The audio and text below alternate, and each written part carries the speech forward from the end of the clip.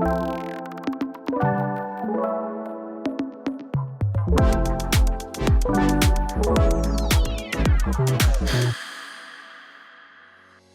and welcome back to the Rays of Sunshine podcast. I'm Pritesh Chauhan and I'm thrilled to have you join me as I continue to explore the incredible impact that remarkable individuals have on our lives. We all know of a teacher, a family member, a friend, an author or a singer that's made a profound impact on us. One small piece of advice, some encouragement, a lesson learned or a powerful story that has changed the way we think about the world, the opportunities that we strive for and the dreams we believe achievable. I call these people Rays of Sunshine. This week is one of those weeks where I feel this podcast grows to another level. I'm extremely excited and honoured to have Joe Glover, co-founder of the Marketing Meetup, on the podcast for so many reasons. But my top 3 reasons are these. As a marketer who now with over 20 years experience has been the first or only marketing person in a company or as part of a small team in a larger corporation, I struggle to find my tribe or my people. And a couple of years ago, I came across Joe and his Marketing Meetup event when he interviewed Mark Ritson. I learned about his growing community of marketers, which is now over 43,000 marketers strong. And since then, I've been plugged into like-minded professionals that help me navigate an ever-growing marketing landscape. That conversation with Mark Ritson led me to do Mark's mini MBA in marketing 2 years ago, which has had such a positive impact on my career. I'd highly recommend the Marketing Meetup to all of my marketing listeners as a place of insights, education, and like-minded people. Secondly, Joe is an expert community leader. He's got the art of taking people along with him down to a T. And as a community leader myself, I look to Joe for best practice, inspiration, and his example of leading with kindness. Thirdly, Joe is a ball of positive energy with kindness and generosity at his core. It's easy for me to say to you, go and be a ray of sunshine in someone's life. But for me to show you someone that is leading by example and to be inspired by them is so much more powerful. Truthfully, I was hesitant to reach out to Joe because of how much I look up to him and how busy he is, thinking that he'd not consider joining this small podcast, but he was the first person to instantly respond to my invite with enthusiasm and encouragement. I hope you enjoy listening to our conversation as much as I do having it. Hi Joe, welcome to the Rays of Sunshine podcast. How are you doing? Good, thank you, mate. How are you? I'm doing extremely well. I'm extremely excited to have you here. I have been talking to all my friends about the fact that you're on here, and it's a big moment. And it's because it's one of those things that the internet, LinkedIn, the world gives us access to these people, and we forget that actually they're people sometimes. So when I reached out to you and said, "Hey, I'm doing this podcast," you were like, "I'm in." Oh, this is cool. So yeah, I'm very excited to have you here. I need to interrupt right there. The reason why I'm in, beyond wanting to be, is because you are bloody amazing, mate. And I've sung your praises before we go live, but like I want this on recording that you are generous and thoughtful and lovely and kind and have shown up for me and have shown up for others for so bloody long. And it's just the most lovely thing. And so like you've been kind saying nice words about me, but like I hope you allow yourself to carry some of that for yourself, because like you're a good person and like you lift others up, and that's just so enriching to be around. So thank you. Thank you for having me, but thank you for being you. Oh, I appreciate that. That's always lovely to hear. And I think it takes a little bit of a kindred soul, as they say, isn't it, to recognize that. So no, I really appreciate those words. And it ties in nicely because we're here talking about Rays of Sunshine, right? And the community that is yours, that know you, if I was to ask them, your name would be in their top 3 list most times, I'm pretty sure. But what I want to get into is for you, like, who is your ray of sunshine? Who's the person or the teacher or the artist that's had the biggest impact on your life and shaped you into who you are today? So for me, I'm sure that quite a lot of folks will give this answer, but it's hard to look past your parents in these situations. Yeah. And like I look like my dad. I basically look like a 36-year-old earlier version of my dad.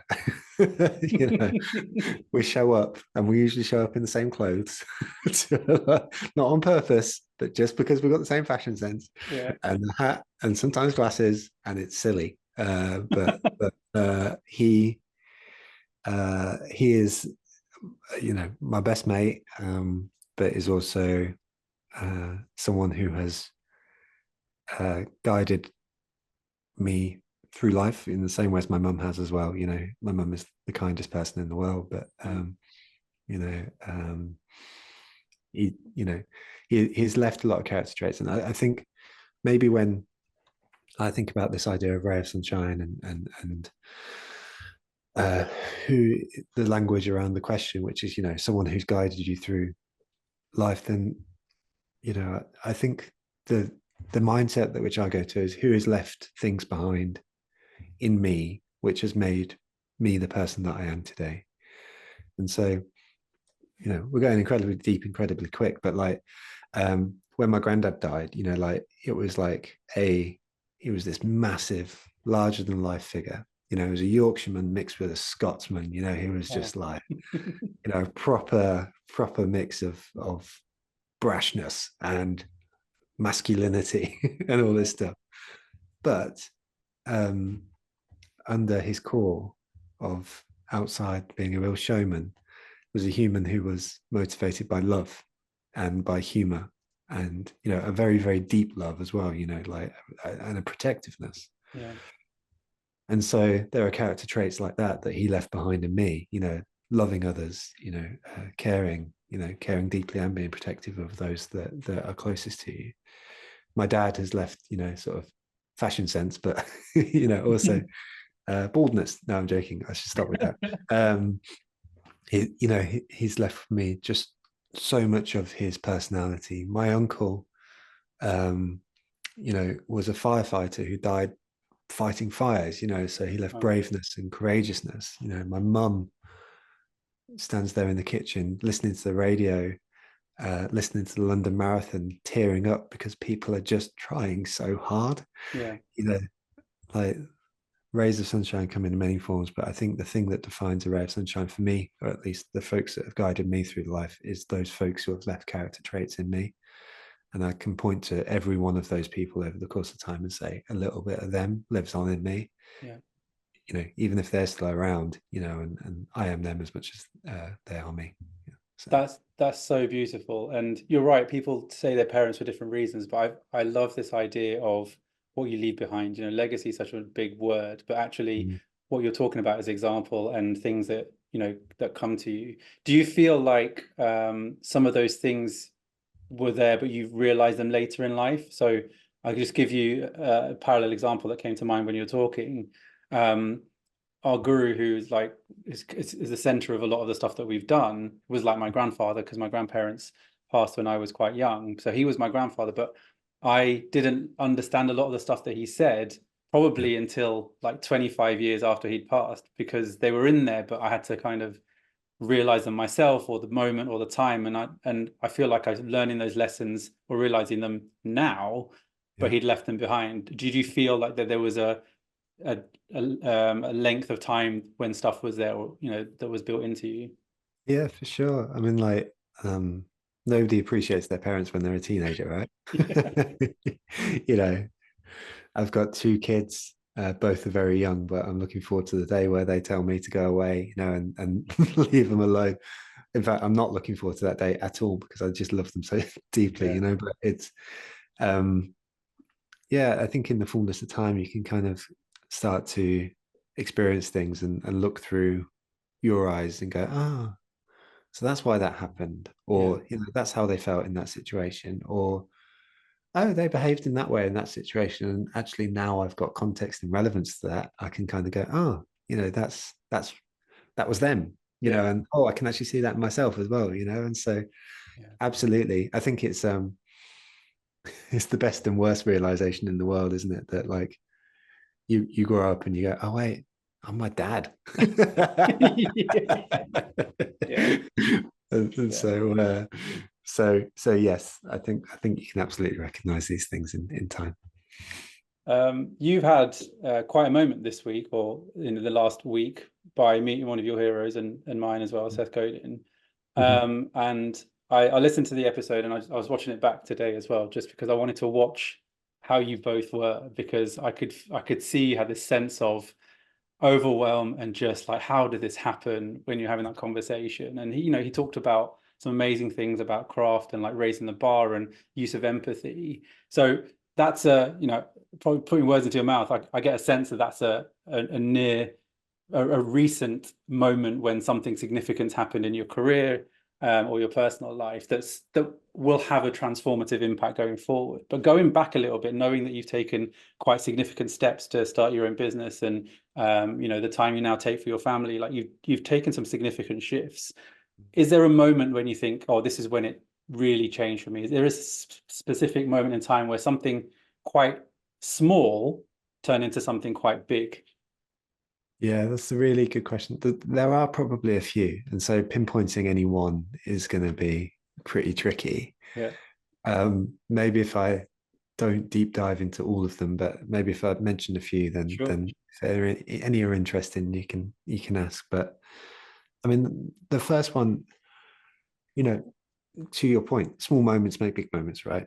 So sat on a train going between Cambridge and London, so context. I graduated 2014, spent my first little bit of time as an SAP consultant, hated it, so then decided to get a job in marketing, which was something I was still writing about at the time. I was with my then girlfriend, now wife, at the time. And so I left my job in London. She was working at Addenbrooke's in Cambridge. So we decided to move just outside Cambridge together. I didn't know anybody, I didn't know anybody in the local area. Yeah. And so I started a group on meetup.com, which wasn't the marketing meetup, was actually the Cambridge All Abilities Welcome football meetup. So football is how I've met friends throughout my entire life. At the same time, though, I kind of had this moment of like, well, what else do I like? I'm paying for the meetup subscription, so I might as well sort of start another group. At which point, the Cambridge Marketing Meetup was born at the very same time. And so there was a sense of loneliness in that moment of like, I don't know anyone in the area. I'm a little bit shy. I don't really like going to networking events, but I know I want to do this thing. So, screw it. Let's just do something. It probably took about 2 minutes of an act to start that meetup group. I can't say there's a lot of thought that went into it, but transformative moment for sure. Yeah, 100%. Fast forward a few years, I've been doing the marketing meetup for a few years, and maybe 18 months or something like that. And we started adding locations in. And at that point in time, I was running every location myself. So we had Cambridge, London, Norwich, and Newcastle, I think were the main ones. And then we had Bedford, in fact, who was run by an incredible person called Nicola. But I remember getting the train on the way to Newcastle one day and just like bursting into tears because I was exhausted because I was traveling everywhere. And, it was just too much. There was too much going on. I was still full-time employed. So this was evening, weekends, and holidays, running these events. And like, I was just lonely. I was lonely on this stupid train sat outside Peterborough on my way up to Newcastle. I wanted to be with my wife at home, and stuff. And so there was a real moment of realization there, because the first thing I did was pick up my WhatsApp and text a few friends. And I had 2 phone calls within 5 minutes from people who said, are you all right, mate? And like, that was so powerful in the sense that, there was a realization that I wasn't alone. Fast forward another few years, COVID hits. We built the Marketing Meetup to 130 events happening over 2 countries. Just started our first event in New York. COVID hits and we have to cancel our events like that. And just gone full time on TMM April 2019, and then March 2020 the events get cancelled. And we start the webinar program, and it was a success. It's been a real success. The community grew from 10,000 to 50,000 people over a few years, and that was wild. And like, the lesson that taught me was about just doing a thing, just doing a thing and like pushing through. And like, when we speak about my granddad, like, that bravery, that courageousness, and my uncle, I was channeling them in that moment. I wasn't doing anything particularly brave. I was just emailing people I really liked and saying, do you want to do a webinar? But like, I didn't know them, and they didn't have to say yes, but they did. And so that was where momentum built. And then probably the fourth moment is like, the kids are born. So my daughter's 3, my son is 7 months. And by this point, TMM was a quote unquote thing, but it could no longer be a thing that was just about me, and I've been very careful with my language and how I speak about the community to always present it that it's not about me, because Mm, community is not about any individual person. But I was its catalyst for growth, you know, and I was the person who was sort of driving all of the stuff. mm, But there was a real strong realization when my daughter was born that like I can't be traveling to Newcastle on a Tuesday night, staying in a hotel, coming back, and then going to Norwich on Thursday. You know, it had to be about other people. And so mm, letting people in, trusting them, enabling them to grow, giving processes for these people to grow. Um, and actually, I can't say there's ever really been any jealousy on my part in terms of like wanting to hold on to it. In fact, I mm, really want to let go of it in a sense and see it fly. yeah, Um, but that was another huge moment, another monumental shift. Um, and so, yeah, and then stuff like the Seth thing happens, you know, and the weird thing about the Seth thing is like, yes, it's a huge moment. And like, he sent me his book in a milk carton, which I will keep forever, which has arrived less than an hour ago. But things like that are kind of happening every week at the moment, which is mm, a little bit funny. Um, and so just taking stock of it, I don't, this is going to sound like the most ego-driven thing, you know, in the world, but people keep saying to me, "Oh, you said at the beginning of this, you know, you'd be in the top three of you know, whoever." I don't really believe that. You know, I might be in some people's list and stuff like that, but people keep treating me with this stupid reverence, and I'm like, you know, it really isn't that. You know, it's just a series of events that have happened that sort of have happened quite nicely, and yeah. so you know, stuff like the Seth thing, I'm turning around to people and saying, thank you for making that possible, you know, and so that's it. So anyway, very, very long answer to a question. I gave you 5 No, answers instead of amazing. one. No, I'm here for it. It's I think there's so many things that I relate to in that journey. Um, I was traveling around when my son was born a Mhm. lot for work, and when he was 6 weeks and 7 weeks, I was in India and Sri Lanka, and all I wanted to do was be here. And kids give you a capacity to do more that you didn't realize. You're like, oh, there's Yeah. 20% of me that now switched on, but then your whole motivation changes, and I understood that. Um, just to your last point though, so guided by doing the work, I strongly believe that, and that's some of my lessons from my dad as well, and some of the stuff around this project was like, don't question it, just go with it. It feels right, do the right thing, just do the work, the rest will come. And I think what you're doing is you're getting the rewards of hard work because you've not been chasing the goals. Now the goodness is coming to the surface. But the point about how others see you, Mhm. do you one, you've acknowledged it and you do see that, but do you get a sense of responsibility or feeling of, if this is how others perceive me, then I got to stay here or at least be congruent? Now fortunately I know you enough to know that is you, but for some Yeah. people who have been that person, like influencers or whatever, they've got to keep that up. But for you, do you feel a sense of responsibility to maintain a certain level if everyone's saying those things to you? Yeah. Um, I probably look at it the other way, which is I'm I'm working my best to actually do a Homer Simpson moment, you know, into the bush, you know, that gif. I just kind of Does it blend off. vanish?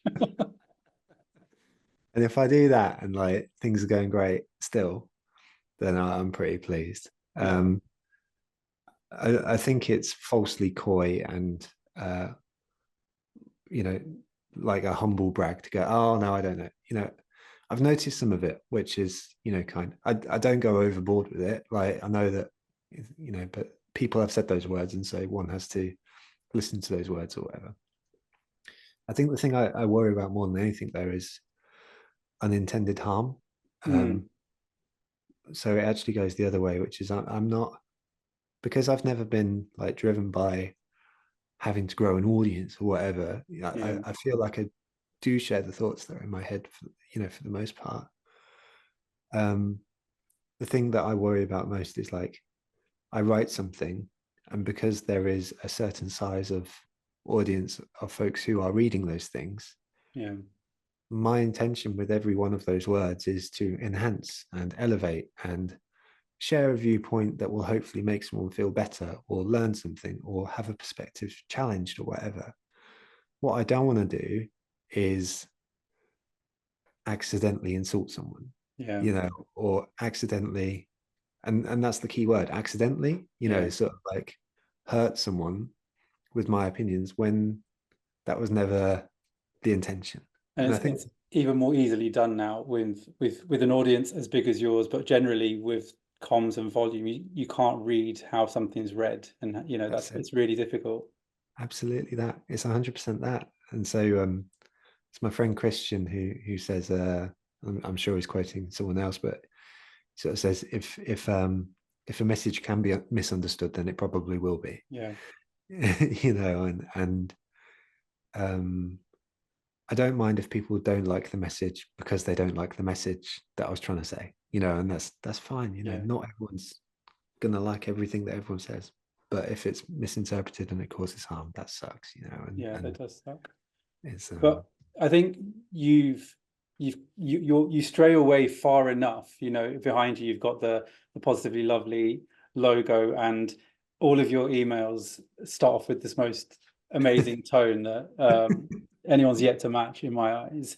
Let's talk about that for a minute, and it's kind of linked to what we've been talking about. But you are genuinely from one of the most positive people I know outside of my dad, probably. Um, where does that come from in a world where, especially in marketing, or corporate worlds where we're surrounded by negativity, or it's a cutthroat world and people are trying to outdo each other? yeah. Where do you find that energy? Because that light that you have is extremely infectious. Is it hard to stay there? But where do you get that constant positivity from in with everything that's going on? I don't feel like I am a constantly positive person. That's the funny thing. And so, I'm quite open about the fact that, I had anxiety and depression last year, Yeah. and so I'm still on meds now for it. Right. And so I don't consider myself a person. In fact, if anything, I'm more of a I'm more likely to see the negative than Yeah. the positive. To find the joy is a conscious act in that sense. I think what I do have, however, is a strong sense that I would like to help people, Right. and not in this sort of grand sense or anything like that. Yeah. Like if I can, there's a pretty straightforward logic in my brain at least, which is if you can make someone feel happier in work, then they have a better time for 8 hours a day, which means they probably go home and they feel a little bit happier at home. Yeah. If they're a little bit happier at home, then their partner's probably feeling a little bit happier or whatever, which probably means their kids are happier and so on and so forth. The ripples kind of see there. And so I don't want to overblow the significance of what we do. Mm. But like this morning we did a webinar. It was an hour. It was really useful. Like I think some people are going to feel better, more informed, be able to do their job better, and Yeah. hopefully a little bit happier with it. And as a result, they might just go home and there's a bit of a burst of positivity in their day. They feel like they've learned something. And like I can apply this theory to almost anything, particularly in the business sort of sense of things. Mm. When people sort of say, "Oh, my business is boring" or whatever, and then I remember one example. Someone said, "My business is boring because I work for a glue company" or something like that. I was like, "Are you joking? That's wicked. Can you imagine like some person in their shed, like gluing something together, which Yeah. they've been working for hours on, and the pride that they feel at the end of that. And you've been part of that journey. That's wicked." Yeah. It's like we worked I did some consultancy for a flare gas management company, which is Wow. like this uniquely specific thing and there's a joy in the engineer being able to do their job better, Yeah. and so even when I work for an e-commerce agency, being able to create those little fist bump moments for people at their desks where they look great in front of their boss and get a promotion and their life is enhanced somewhere. That's the stuff which I just get a kick from, and Yeah. enjoy. And so, um, I don't think to your question, I don't feel like a positive person, but I do feel like a person who enjoys seeing other people flourish. In fact, I'm thinking at the same time as speaking here, so it's always dangerous. But like I'm someone who goes to a wedding and will watch other people dance and Right. watch them be joyful. And like, I don't feel like the need to dance too, Yeah. because I'm seeing other people have joy, and that's enough to give me joy too. I love that. And so there's probably something in that. There's probably in the introvert energy Yeah. that sort of comes from those things. Yeah. Seeing other people flourish is it's just a lovely thing. I was speaking to someone else about this recently on another episode, and there's so much reward in seeing others flourish and helping Yeah, other people. yeah. When you have conversations with certain people that don't necessarily understand, they're all about themselves. They think, oh, if I'm going to help someone, or if I'm going to donate here, or if I'm going to do something, what's in it for me? But Mm-hmm. actually, the thing that you can't ever explain is the feeling that has on you when you've seen something that you've done, however big or small, Mm-hmm. makes just change or help somebody do something. Um, it's I definitely got that feeling when we went to the school in India. We felt we just put some computers in a lab, and then we hung out with them, and we saw them do their first ever Google search, and we were like what they just are somewhere else now, and you realize that, and you just get so much happiness from them doing those things. So yeah, I love that intent. Let's pivot a little bit to the community side of things, because the marketing meetup has been for me a massive source of support, ideas, inspiration. I said in the intro, the first time I met you was when I heard you speaking to Mark Ritson on the episode, and because of that conversation, probably linked to his sales plan, I went and Yeah. did the mini marketing MBA uh, 2 years ago, and it's absolutely had such a massive impact on my career. So that was my own little ray of sunshine connection. Mhm. Um, I know as much as I know you do, as much as I do, you believe in the power of community. Mhm. Um, how has your community evolved beyond your expectations? So there is something for them that you put out, but what are the things that you was like, I just never thought, I never set out to do this, and now look at what's happening. And why are communities so powerful in your eyes? I think I only see the totality of it, and so that's and maybe that's the wrong word to describe it. I only see the bird's eye view Yeah. of TMM, and in the sense that it is a large thing where lots of events are happening and there's lots of people, even on the webinars. Like if you put all those people in a room together, it's pretty cool. Mm, There's an interesting thing that because I am how I am, they're far more introverted, but also the pre-described children situation, that being the focus, as much as anything else, that the only answer I can give to you is the magic that exists. The magic that I'm most proud of is the magic I never see, right. which is those connections which happen outside of TMM, Mm, the businesses that have started, the ideas that someone turns around, the jobs that have been created, um, the folks who have started working with the agencies, the people who have paid our sponsors because they think their product are worth it, you know, all these things, like you just get little snippets of it sometimes. And yeah. it's interesting, because it's only when you have these conversations, people are like, oh, oh, this happened and it happened at a TMM event. You're like, cool. Wish someone had told me about that because that's wicked. Yeah.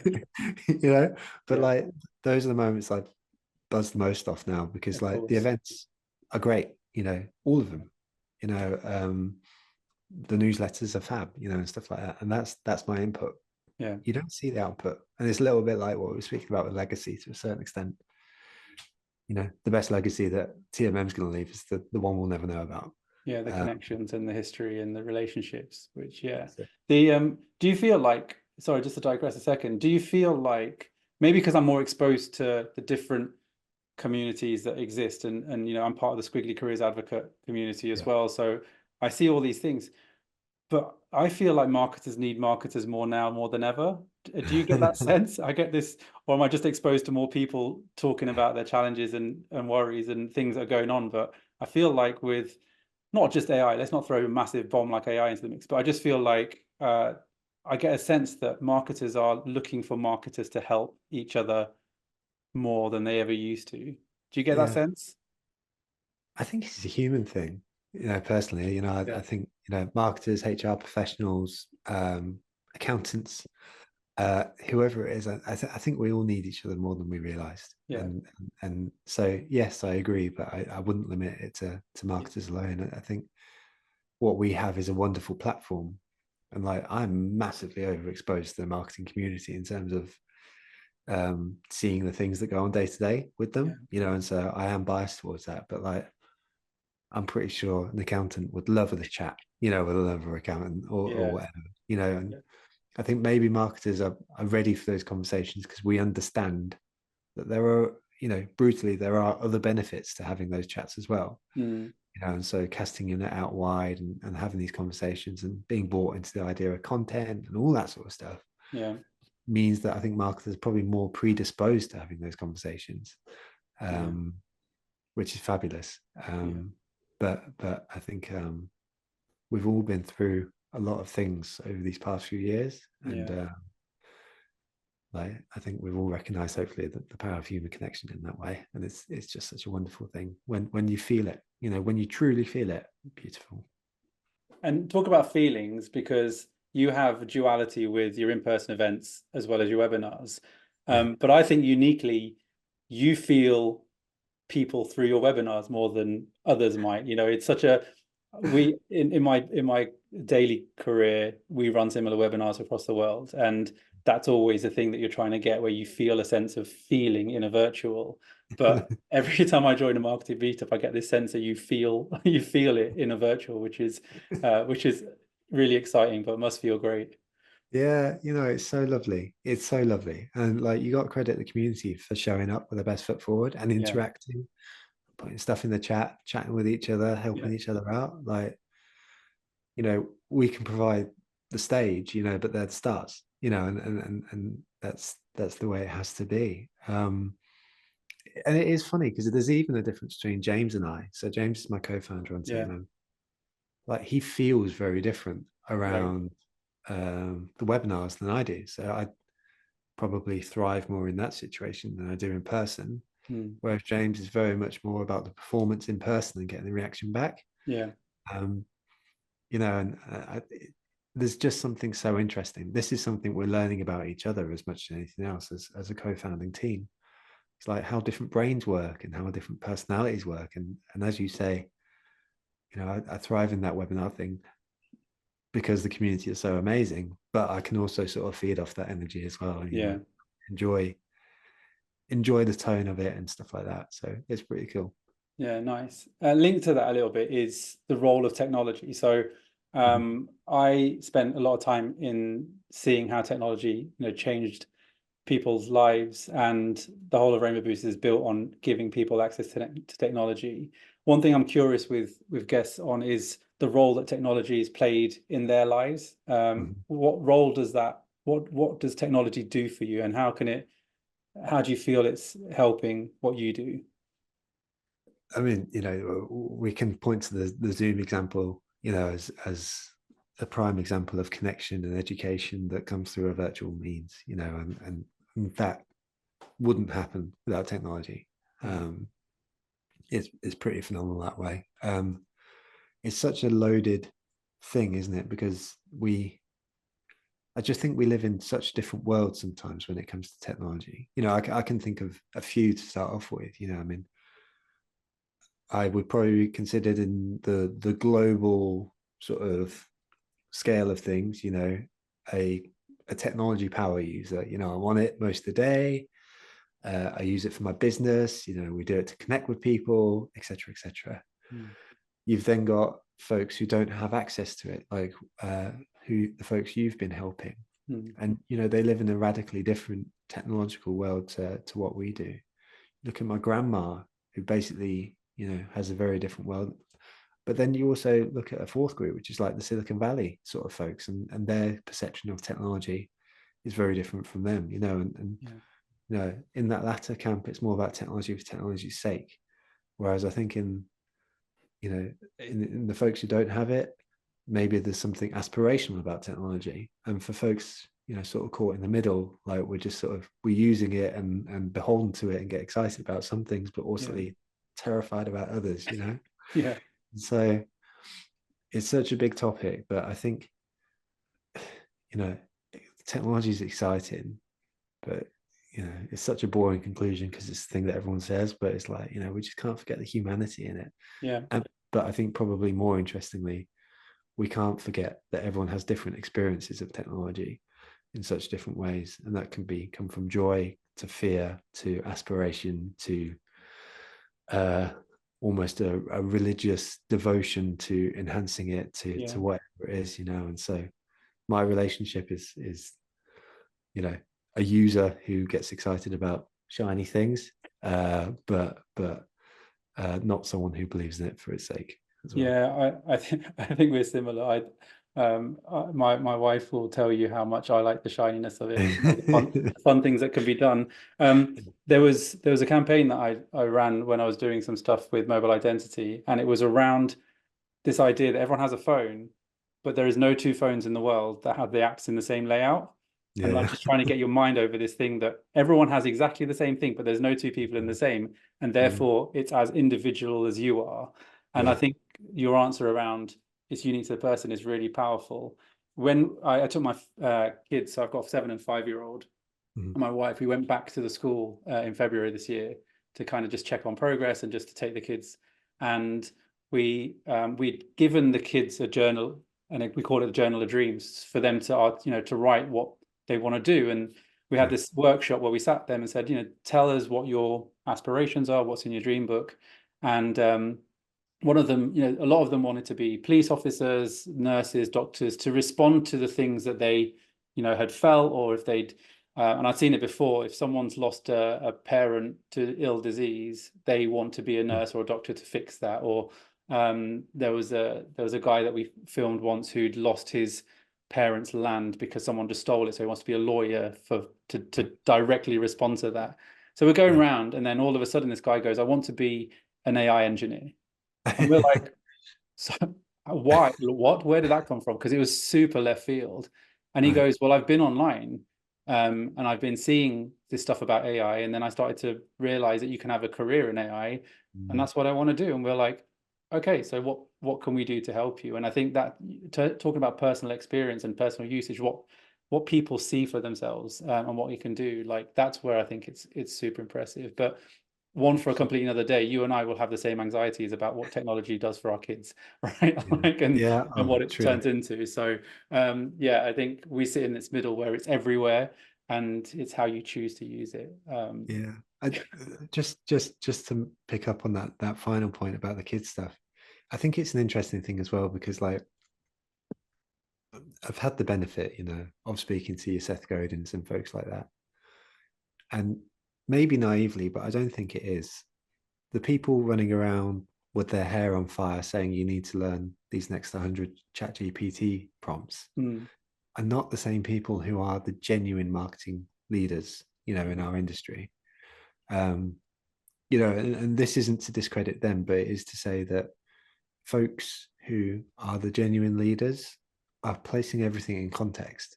mm, They're not focusing on the tech, they're focusing on the reason why it exists. yeah, They're not focusing on what AI could be in 20, 30 years.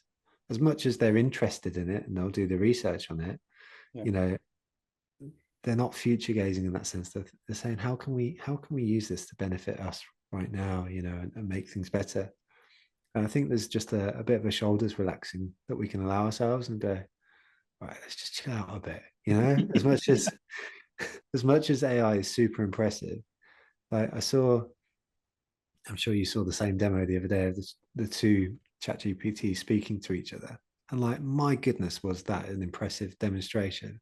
But also, if you actually listen to the words they were saying, my goodness, was it also such a boring conversation they were having? And it's like, yeah. and so yes, the technology will get better, blah, blah, blah. But like I think we can relax a little bit around it as well. Yeah, and those leaders have some experience of seeing all these new things come and go and find their place in the world and how they interconnect. And there's some security and confidence in that. Like if they're not freaking out about it, then maybe we shouldn't either, right? Yeah, yeah, and it's both. I mean, maybe in the fullness of time, we'll be shown to be idiots, Yeah. and that's fine, But for now it's all right. We can do both. Yeah, you may have touched on it a little bit, but I wanted to talk about representation a little bit. So I recently joined the Marketing Meetup WhatsApp group, Mm-hmm. and I can see it's become such an important safe space for people to share their challenges, their anxieties, their successes, without judgment, and with genuine encouragement and ideas. I put this down fundamentally to being around people that look and sound and relate to you. Mm-hmm. What role do you think representation plays when we think about our careers, and like how important is it to be around like-minded people, do you think? Because for ages, and I'll tell you where this comes from, it's for ages, and I said in the intro, I was the first marketer in organizations. I was the first, I was the only marketer in a small team. Mm-hmm. And even though all these units work together, I felt like such a unicorn sometimes. And it's Yeah. until I've met similar people, I was like, oh, there are other people like me. How Yeah. important is representation from your point of view? I I struggle with that phrase, like-minded people. Whenever people say it to me, and I think they're implying the thing which I'm going to speak about. Yeah. But when I hear the phrase like-minded people, I sort of I hear the words people who think the same. Okay. Um, Yeah. and I struggle with that because I believe in diversity of thought. I believe in lots and lots of different forms of diversity. Mm. But the sense that you would walk into a space and everyone just says yes, I agree. It Yeah. sounds like quite That's scary. yeah, like a boring place to be. Um, what I do agree with, however, is, and it's the same in the relationship with my wife as it is, with the community in a sense, which is like, if you have a bedrock of values and understanding, I think this is what people are getting to when they say like-minded people. Yeah. If people carry in their heart that the same things are important, that we are going to come and give rather than take, if we're going to be respectful and of people as they are, and know that people will respect them as they are, you know, that's when I can get on board and sort of say, this safety to be myself, to drop the mask a little bit, Mm. and sort of do those things, that becomes powerful, Yeah. you know. And so I think it works in different ways, which is like, I think representation in all of its forms is so important because it helps us become better people, and even beyond the social media conjecture. I had a call today with someone who I've been speaking with on social media for years. It's the first time I've had a proper chat. I had no bloody idea how amazing she was, Right. because we'd had the chat. And so, you know, we got to know each other. There was a safety, and that enabled that human connection. Mm. But I don't know. I just try and do my best to avoid that like-minded people statement because it worries me that we lose that diversity of thought and diversity in all of its forms.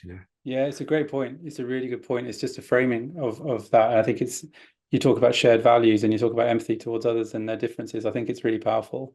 Yeah, really good point. As a tech head, I think I can say that. Yeah. Do you remember the first time you went online? And do you remember what you were doing and how it made you feel? um, so I was born in 92. And so my first experience being on a computer was playing FIFA Road to the World Cup 98 incessantly for many, many hours.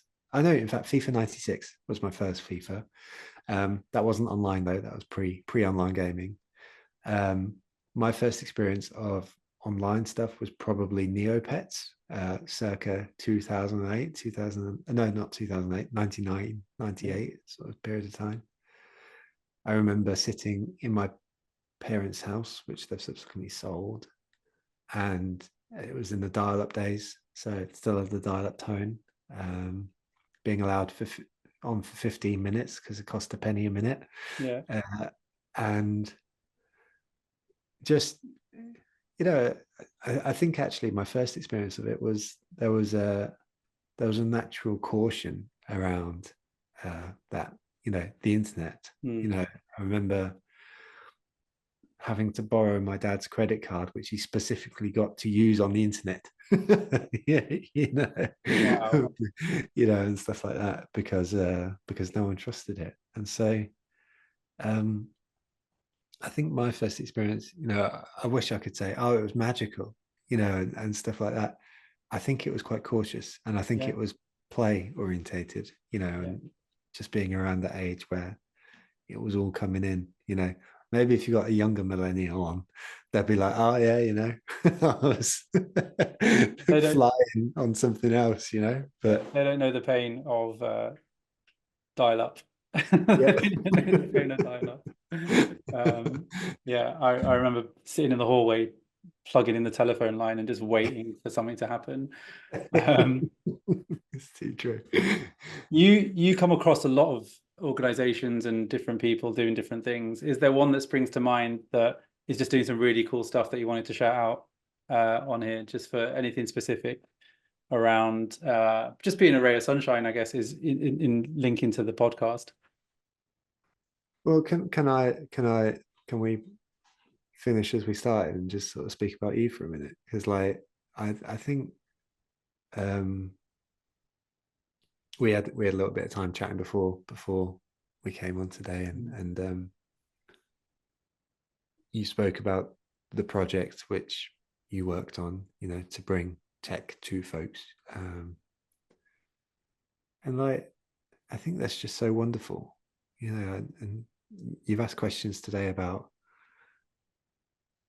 people looking at me in certain ways and stuff like that. But I feel like I run a community for marketers. I'm not changing people's worlds in the same way as you would have done um, with your act. And so, I think there are people, so many people, who go about doing these incredible things and probably not doing it for fame, for fortune, for whatever, but just because they believe in a thing. And like I listened to you speak at the beginning, I was just like really inspired, and you've, again, at the beginning, you've shown up with your wonderful character traits and stuff like that, but you've then matched that to actions.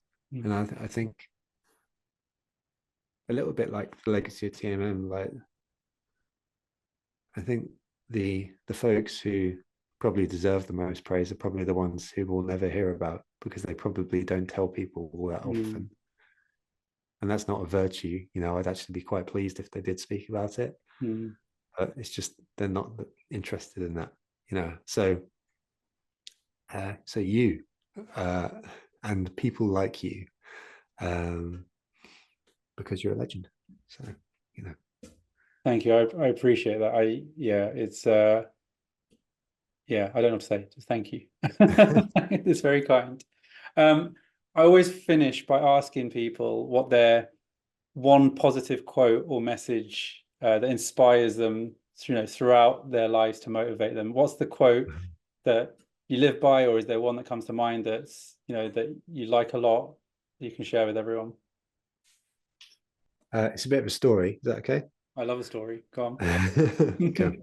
So I was on holiday with my family in France, and I sat outside looking at the stars with my dad. And clear sky, uh, no clouds, um, plenty of stars in the sky. And like, I love space. I love space stuff. You can't help but look at the sky and go, "Whoa, that's cool." And I must have been sort of 10, 11, 12 at the time. And I was looking at the stars, and I was asking my dad all the big questions, about like space and the stars and stuff like that. And it was probably based in exasperation more than anything. But my dad eventually came out with this quote, which is, sometimes you just have to do the best you can in your own little world, and then that world will get bigger. And I kind of reflect on that and kind of think about the journey that I've been on, with TMM, but also my family and stuff like that. And I think I don't feel like we've set out with grand ambitions to change the world or anything like that. But what we've done is try to do right with the people around us, and by extension, the folks we come into contact with an awareness that the ripple effect will happen, and we will never know about it. But over the course of time, with TMM and LinkedIn and stuff like that, then that world has got bigger, and some of my words and some of my actions may have an impact that I don't know. So I like the idea of making your world small so you can make it big.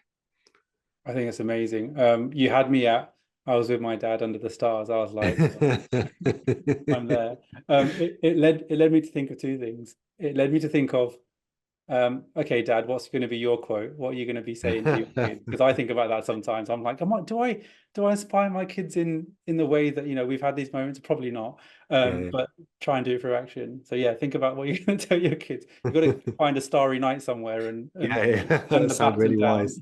It's probably just reading off a fortune cookie. And it reminded me of, there's so many similarities in things that you said today, in kind of the approach for, where I sit in life, but also with the stuff that I'm trying to do. Is right. You don't take on the world. And there's a Macklemore quote that I love, which says, "Don't try and change the world. Find something that you love. Do that every day for the rest of your life, and eventually the world will change." And it's the same premise. It's like, do what you control, do what you love, and don't worry about the rest. And I think that, your quote is on those paths. You've given me so much of your time today, and I'm so pleased that we were able to have this conversation. We've been in each other's lives in various ways online for quite a few years. So to be able to stop and just talk about the things that make us go and make us who we are is it fills my soul beyond belief. And I just want to say thank you. And I look forward to hanging out and continuing our conversation. But just for today and for this podcast and for me, just thank you so much. No, mate, you're very welcome. Thank you for being you. I appreciate it. Thanks, Joe. I'll speak to you soon. All right, mate. Take care. Thank you for listening. I hope you found some inspiration in our conversation. As a reminder, this Raise the Sunshine series is linked to the Rainbow Boosters project, where we're supporting underprivileged children by connecting them to the internet and a community to ensure that they don't get left behind in a digital world. At the heart of this campaign is an idea called conscious giving. By donating both time and money to the project, you have the ability to directly see the impact that you're having. From getting regular updates to having Zoom calls with students to even visiting the school in person, Rainbow Boosters can have as much of a positive impact on your life as it does on the people that we support. This year we've learnt about a number of students with challenging backgrounds who will struggle to afford to go to school this year. We want to make sure that these students continue to get an education to give them a fighting chance at a better future for them and their families. £50 will cover school fees, uniforms, books and more for one student for the whole year. If you're looking for a cause to support and in a position to donate, then please do so now on the links below or at rainbowboosters.com. The next episode will be with you soon, and thank you for being a ray of sunshine.